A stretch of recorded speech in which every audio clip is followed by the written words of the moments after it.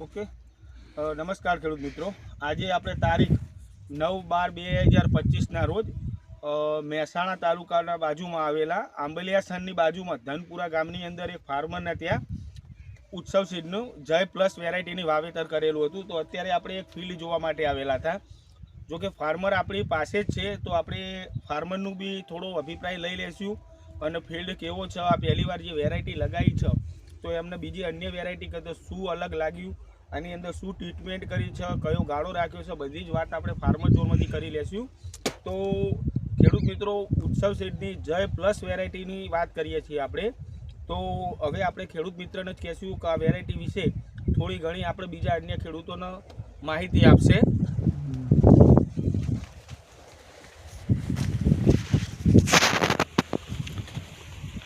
Okay, ચલો નમસ્કાર।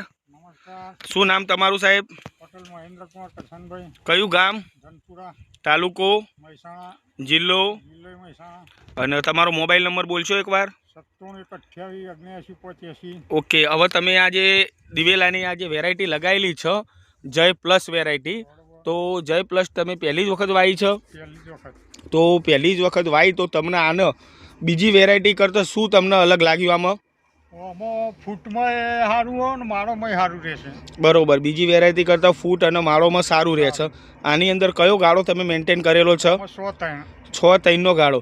હવે અત્યારની હાલની તારીખમાં જો ગણવા જઈએ સરેરાશ, તો પ્રતિ છોડ ઉપર કેટલી માળો બંધાઈ ગયેલી છે? લગભગ 8 થી 10 તો ખરી। 8 થી 10 માળો જે અન્ય વેરાયટીમાં જેટલી લંબાઈ આવે, ભરચક આવે, એના જેવું છે જ? ઓકે, તો આ જે કેટલા વીઘાનું ફાર્મ છે આવ્યું?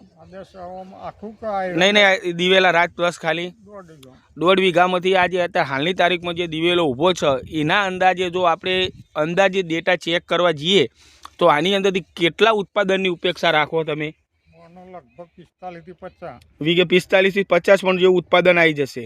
ઓકે, તો બીજા કોઈ ખેડૂત મિત્રને જો કહેવું હોય કે જય પ્લસ વેરાયટી વિશે, તો 2 શબ્દ તમે શું કહેશો? જય પ્લસ નું વાવેતર થાય કરાય। ઓકે, તમારા જોમાં બીજી અન્ય વેરાયટીઓ બી લગાવેલી છે, તો અન્ય વેરાયટી બીજી 2-3 જાતો લગાવેલી છે, તો એના કરતાં તમને સારું લાગ્યું આ? ઓકે, તો ખેડૂત મિત્રો જે તમે જોઈ રહ્યા છો, હવે હું તમને એક ફિલ્ડ બતાવી દઈશ।